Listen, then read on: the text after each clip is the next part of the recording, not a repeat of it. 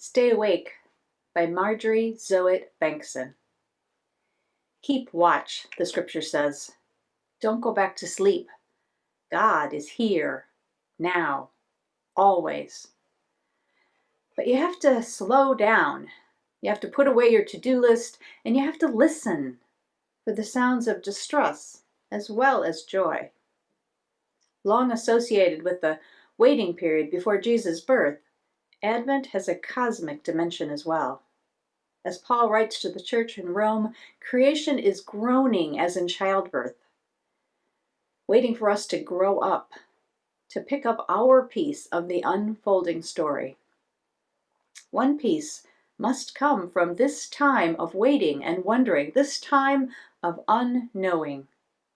Instead of waiting for our lives to get back to normal, what if the weather turmoil and the worldwide pandemic are all signs meant for us? What if we are being asked to simplify our lives, to not travel so much, to eat local foods, and to compost in the side yard? Stay awake. The Advent story begins.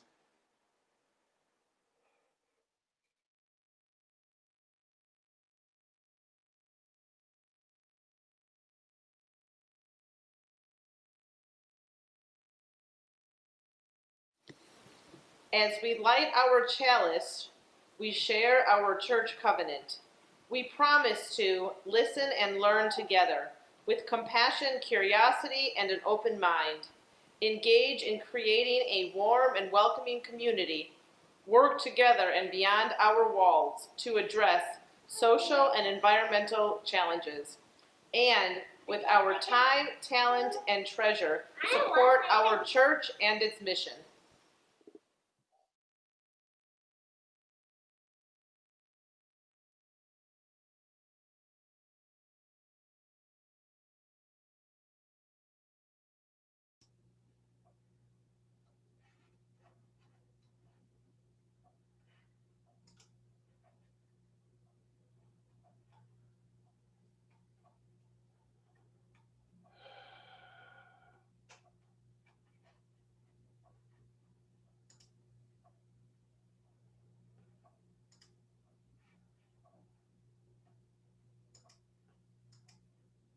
There we go.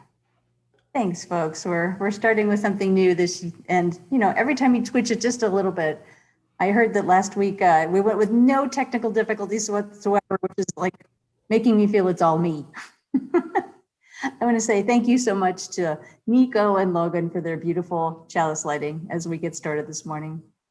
And good morning to everyone. My name is Rev Pam Rumancik, and my pronouns are she and her. I serve the Unitarian Church in Hinsdale, Illinois. It is so good to be together as winter begins to arrive with frosty mornings and that little bit of snow we see blowing outside, as we begin to see lights lighting throughout our neighborhoods. It's good to be together, if only virtually still. We are looking this month at the theme of kindness through the lens of Advent and waiting. We are all, Christian and non-Christian alike, in a place of waiting for a vaccine, waiting to be able to hug our loved ones who are quarantined, waiting to mourn, waiting to heal, waiting for return to decency and civility, waiting for something that we can feel, but maybe not entirely name. The Advent season reminds us to pay attention to this moment, even while we are looking on the horizon for something bright and cheerful on its way. It tells us that we have always have control over who we are and what we bring to the world. Advent tells us to prepare, but also to stay present to the hidden gifts that we have to offer and that we can receive in this moment. If you enjoyed today's service, I hope you share it with somebody that you know who might appreciate support during this challenging time. Now, even in the midst of a pandemic, our church does still have a lot going on. So I encourage you to visit our website at www.hinsdaleunitarian.org or follow us on social media. If you're new and would like to receive regular communications, you can leave your information in the chat box or click the contact button on YouTube or on our website. Each week, folks who join us on Zoom are invited to stay for a brief virtual coffee hour after the service. We split into chat rooms and can respond to this message that you've heard, or get to know new people, or catch up on our shared but distanced lives. A little later in the service, we will hold a space for meditation and prayer. If you know of someone who is in need of help or support, please do let us know. You can type your intention in all caps in the chat box or contact the office or myself. We send our love and care to those in our community who have been dealing with COVID virus recently. We just heard this week that all 4 members of the Barnes family came through it, and that Noreen Costello's daughter, Paige, also had the virus. It's closing in on all sides, so I encourage every one of you to be as safe and careful as you can be so we can come through this to the other side intact in our community. Now, if you need help getting groceries or have an emergency that rises, please let us know so we can help. We have an emergency relief fund for this very purpose. Again, contact the office or me so that we can help you. Now, today, I want to thank Ashley Kennedy, who's today's worship associate, and our regulars, Jamie Passman, Suzanne Williams, and Jean Schaefer, who always make this happen every Sunday. And special thanks to Dave Lloyd, who did such a great job last week. All of this bringing worship to you is a team effort with many, many hands making it work so that we can be together and connected each week. Finally, the new touchdown came out this week with more detailed information on the things going on in our community.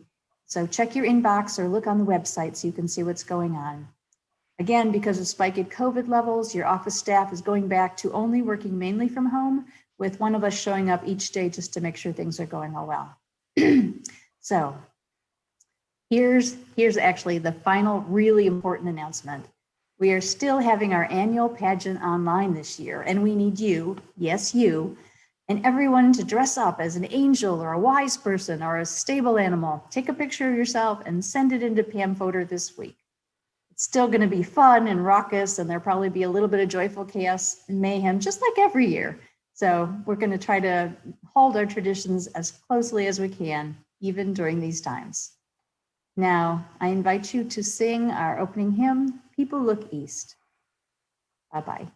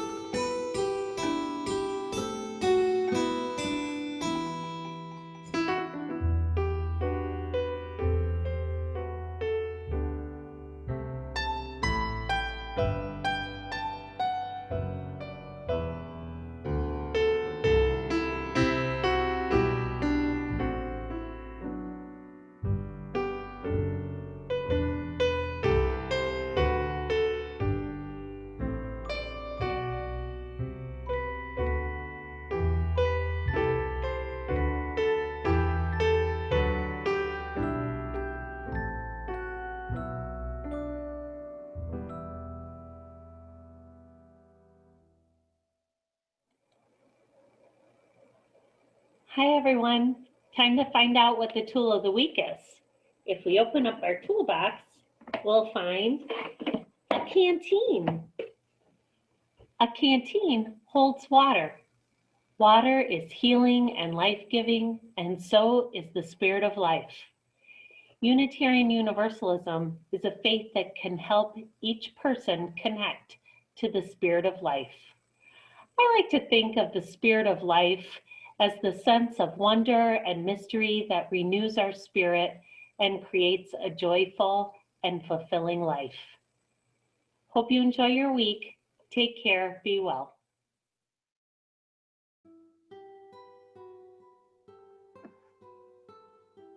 I invite you now to settle into your chairs. Take a deep breath in, and then a releasing breath out, allowing all the anxiety you might be carrying in your body this morning to drain down on the spine, on your legs, down into the earth below. Breathe in, and then breathe out. Spirit of life, spirit of mystery and wonder that some people call God. We gather today in this Advent moment. It's a hushed waiting. It's an eager peering into the future for a brightness that we can feel and imagine, even if we can't quite see it yet. We wait for a return to the wholeness of community, to the simplicity of relationships, to coming home to ourselves, and to knowing that we can breathe. Spirit, in this moment, let us find our fullness. Let us reach beyond ourselves by reaching out to others, by offering a connection. Whether it's slight, virtual, or tender, awake. Awake now to all the possibilities bubbling beneath the surface of this reality in which we find ourselves waiting. Awake to birdsong. Awake to the purple, beautiful colors of sunrise. Awake to those wildly honking chevron geese flying overhead. Awake to all the beauty which is in front of us every single moment. We stop and breathe and allow ourselves to let it in. We are waiting this season. We are waiting together. We are waiting in hope. We are waiting with an intention of kindness that we know can change the world.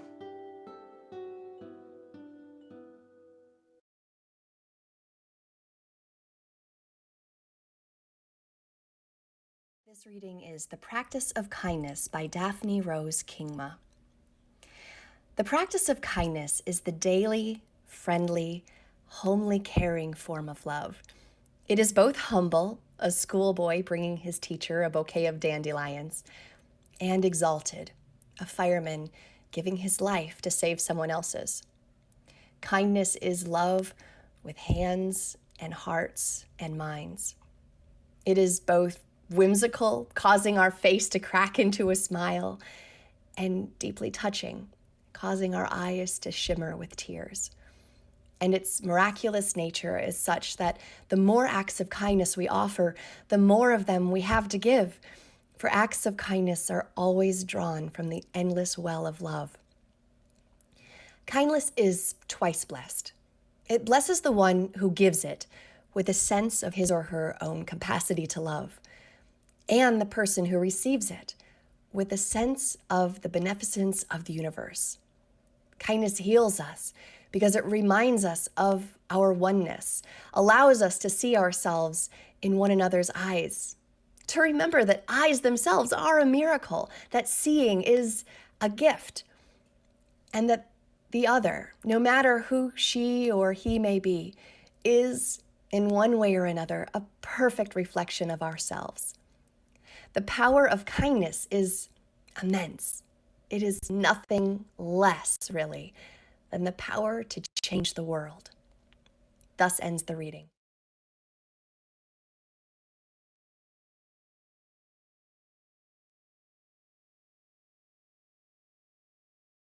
For the past 5 years, our congregation has staffed the DuPage Pads homeless shelter at Redeemer Lutheran Church. We weren't able to do that this year. To keep them safe during the pandemic, Pads is housing clients in motels.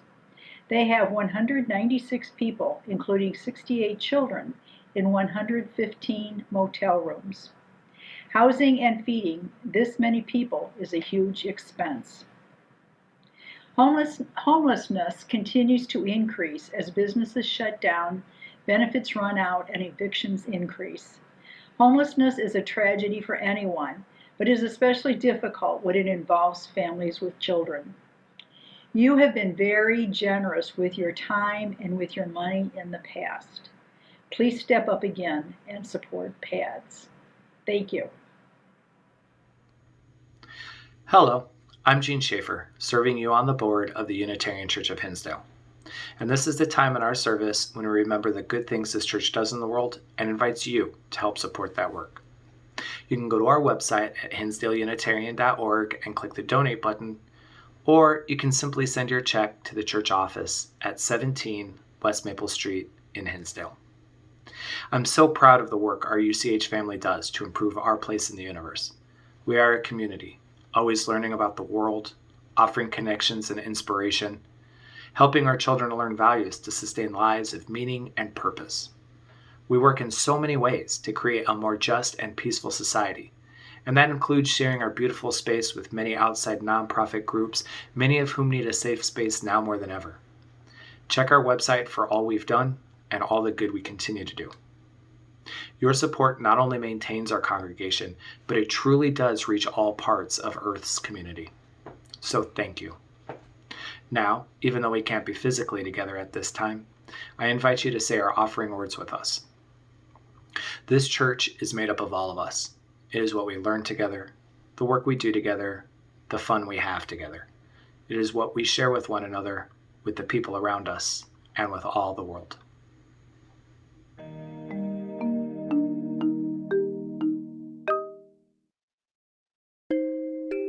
Before you know what kindness really is, you must lose things. Feel the future dissolve in a moment, like salt in a weakened broth. What you held in your hand, what you counted and carefully saved, all this must go, so you know how desolate the landscape can be between the regions of kindness. How you ride and ride, thinking the bus will never stop. The passengers eating maize and chicken will stare out the window forever. Before you learn the tender gravity of kindness, you must travel where the Indian in a white poncho lies dead by the side of the road. You must see how this could be you, how he too was someone who journeyed through the night with plans and the simple breath that kept him alive. Before you know kindness as the deepest thing inside, you must know sorrow as the other deepest thing. You must wake up with sorrow. You must speak to it till your voice catches the thread of all sorrows and you see the size of the cloth. Then it is only kindness that makes sense anymore. Only kindness that ties your shoes and sends you out into the day to gaze at bread.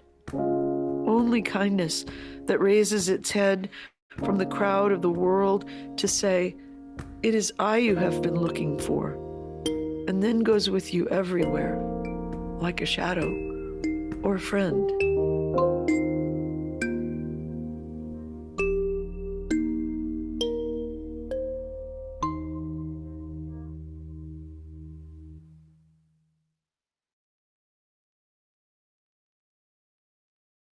This reading is from Gretchen Ziegenholz, called Advent 2020, Leaning into Divine Mystery, about one of my very favorite detectives and detective series. Speaking of novelist Louise Penny's Gamache series, stories about Chief Inspector Armand Gamache of the Sûreté de Quebec, his team of misfit detectives, Gretchen Ziegenholz writes that Gamache is an excellent leader and a fine person, respectful, observant, kind, and trustworthy, and he always solves the murder by the last chapter.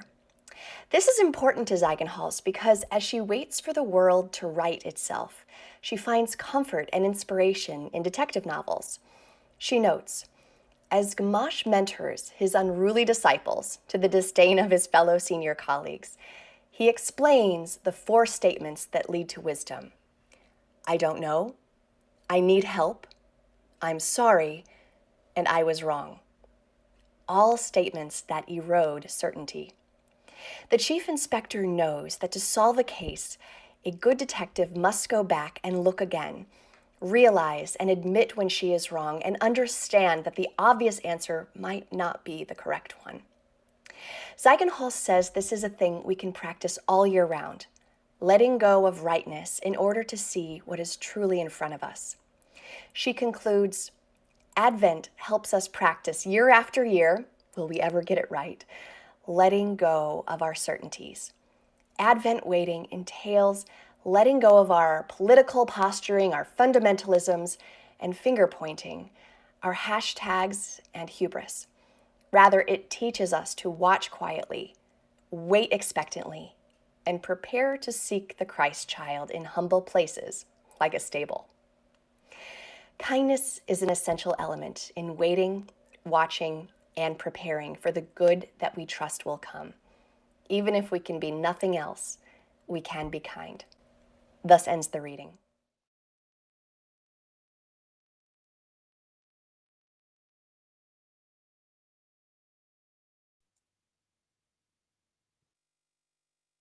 Thank you, Ashley. That was beautiful. Today, we're talking about kindness and waiting. Why? Well, because it's the beginning of the Christian season of Advent, and our theme for the month is kindness. And, they do seem to go together. If we're waiting for something, we can feel frustration or anxiety, and it can be harder to be kind. What do you do while you're waiting? While you're sitting in a medical office, in a lobby, or waiting for tires to get put on your car? What do you do? Nowadays, almost everybody pulls out that ubiquitous cell phone. They visit one of those time-wasting websites that Dave Lloyd shared with us last week. And by the way, we're going to start sharing one of those at the end of the service while we wait to get into coffee break and to the coffee break rooms.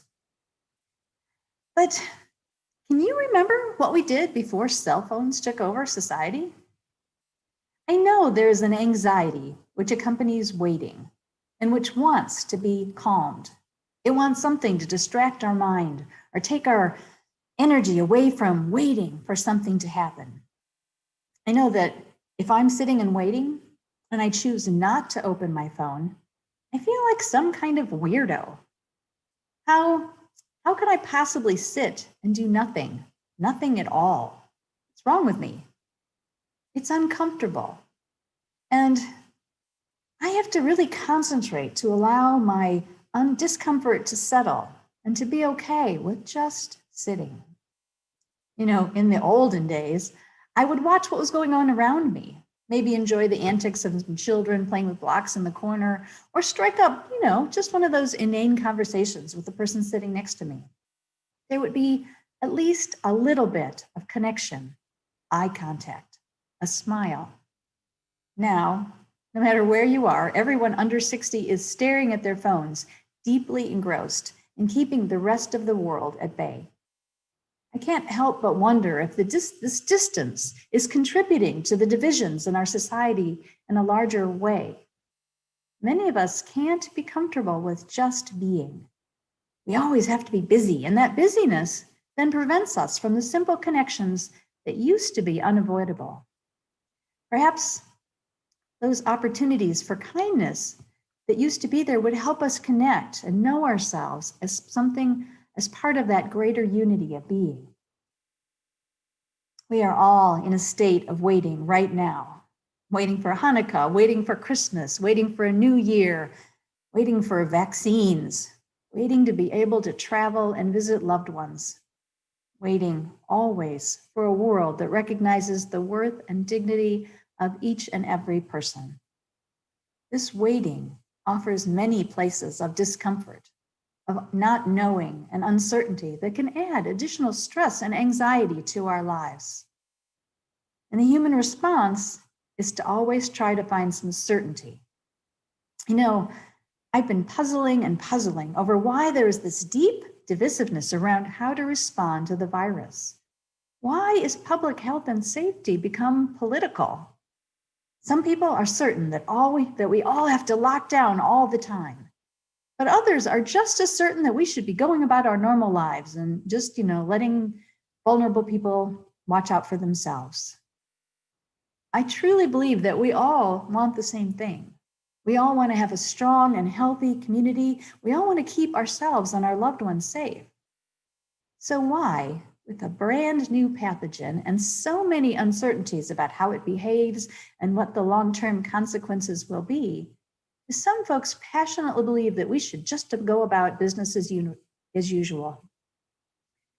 The only answer that I can come up with is that they are so uncomfortable with ambiguity, with the uncertainty of waiting, that they'd rather grab whatever plausible answer is at hand and fight over that rather than living into their discomfort.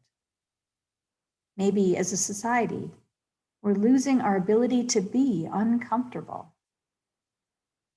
I mean, how do we fix this? How can we live within a space of waiting and not knowing, of anticipation in ways that still affirm our values?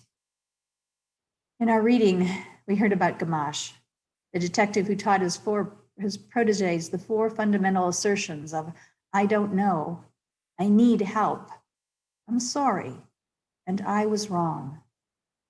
All statements that erode certainty. This perspective creates an openness to the fluidity and possibilities of life. It offers space to respond with curiosity rather than being locked into any certainty. It made him a great detective, but it also made him a wise and kind man, someone who paid attention to the world around him and who was able to respond from his own deep humanity. I know it's something that I aspire to. I think, like most of us, we like to believe that kindness is the core of who we are and how we act in the world. But here's a twist. What do we mean by kindness? What does it mean to truly be kind? In an article titled, Are You Nice or Are You Kind? There's a big difference. Lizzie Francis writes, the way we think about kindness is fundamentally flawed. When you walk past someone and give them a smile or wave, or you open the door for them as they enter, you're being nice, end quote. And Houston Craft, who's the author of Deep Kindness, a revolutionary guide for the way we think, talk, and act in kindness, notes that kindness is different and has long been confused for being nice. He writes, kindness is complex, layered, intentional, and above all, it is about self-reflection, end quote. Because really, being nice is an external judgment. It's deciding to do something because it's the nice thing to do from what it looks like on the outside. Kindness, on the other hand, comes from the core of one's being. It emerges from a sense of self, from having taken the time to reflect on who we want to be and how we want to act in the world, no matter who is watching, no matter what is happening. Kindness stems from recognizing our interconnection, our interdependence, and from knowing that our action or inaction will have consequences in the world around us. Now, none of us can manage to act values all the time. And we get sidetracked and distracted, and every one of us loses our cool. You know, genuine kindness is easily recovered. Kraft writes that he realized that no one disagrees with the premise that kindness is good. Yet things like the Holocaust or children in cages continued to exist in the world. In an interview, he said, I realized maybe the more relevant and challenging question is what gets in the way and what prevents us from living the things we say are important. That gap between who we say we want to be and what we actually do. The gap between what we say is good and what we're actually good at. The gap between what we value and what we make important with our time and our practice. He says, I started asking myself a lot more of those self-reflective and uncomfortable questions, end quote. Self-reflection, introspection, uncomfortable questions. Who has time for this, especially with our heads buried in our cell phones all the time? Actually, we do, if we make the space for it, especially during this time of waiting for a return to a new normal. Now, I know for any of our parents out there, you're shaking your head at me going, no, I do not have time. And as in every single message that we share, you only take the parts that speak to you today. Being kind involves wrestling with what Kraft names as the deepest good, the good that is not easily perceived and in fact may never be recognized by some people. Sometimes deep kindness doesn't look nice at all. The kindest thing you can do sometimes is to set a firm boundary, to say no. Say no to your niece coming back for yet one more loan, to refuse to enable toxic behavior in the name of keeping the peace, to act in the best interest of the whole, even if it appears not nice to one or more individuals. Being truly kind requires self-knowledge, open-heartedness, wisdom, and strength. It means letting go of the shoulds that were implanted by society and by our well-intentioned families. I know I've grown up with a very strong inner voice telling me to be nice, to seek approval, to get some portion of my worth by having the world affirm my actions. But I've come to understand that this is not true kindness. Sometimes saying no is the kindest and hardest thing you can possibly do. But you only know that if you stop and pay attention, if you make the space and the time to dig into those layers of what is really true, of who you are, of what you value, and how you want to show up in this world. We are in the midst of waiting for Hanukkah, waiting for Christmas, waiting for a new year. Can we use this space to figure out what it truly means to be the kind souls we long to be? Can we put down our phones metaphorically, pay attention to the other folks in the waiting room, look for opportunities to connect despite our discomfort and uncertainty? Advent is a space of waiting, but rather than just enduring or distracting, we can use it to examine what true humanity means and to open up to possibilities that we might not have seen before for connection, for understanding. Now, we've still got all this free-floating anxiety. What to do with that? One of the very best ways to feel better is to do something for someone else. And you know, there is a world of hurt going on out there. People are losing jobs, being evicted, having the longest line in food banks in many, many years. Life may be uncomfortable for many of us right now, but it's downright unlivable for others. What can you do? Well, if you're not getting your hair cut right now to be safe, you could send the money you usually spend to your hairstylist anyway to keep her going, or him going. You could support a small business in your area, even if you don't need something from them. Could you drop off a bag of groceries at the food pantry? Could you go through our directory and call someone from the church that you just haven't seen for a while? Now, these are all ideas for calming that stress of waiting without simply ignoring or evading. But none of them really should come from me. The most rewarding and worthwhile ideas will come from the center of your own kind and generous heart. You just have to open up the space to pay attention. We can't fix the world. We cannot take away its challenges or heal the divisions in our country. But you know, we can vow to bring kindness to every place we touch. And who knows what that kindness may inspire in those whose lives you interact. Today, be blessed with kindness in your words, in your deeds, and in the way you receive. Amen. Amen. Blessed be.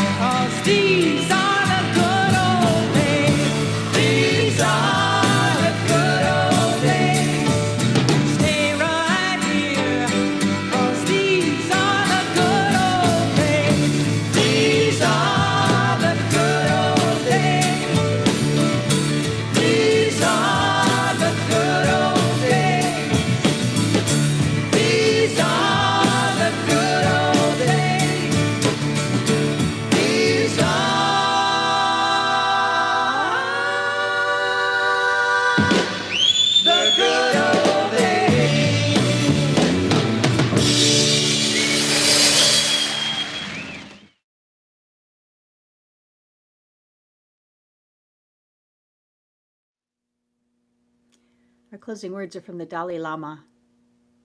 This is my simple religion. There is no need for temples, no need for complicated philosophy. Our own brain, our own heart is our temple, and the philosophy is kindness.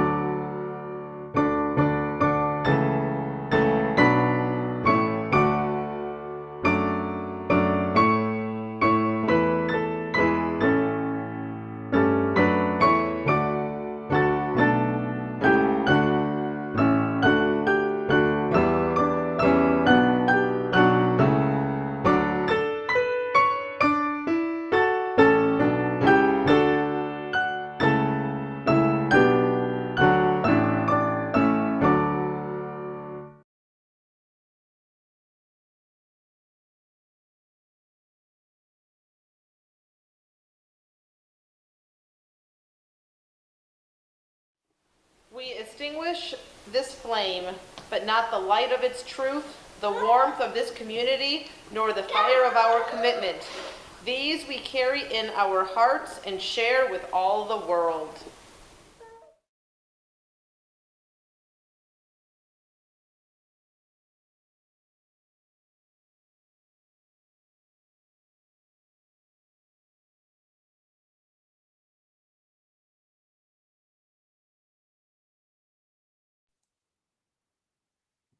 Every minute of every hour, you are making the world, and you are making yourself.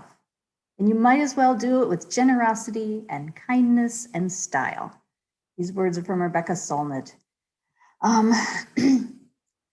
We are going to be having our final presentation right now that you can watch as we're getting ready to gather and split into different rooms. But I want to just say thank you again to everybody who's done such a great job of bringing the service to you. Thank you.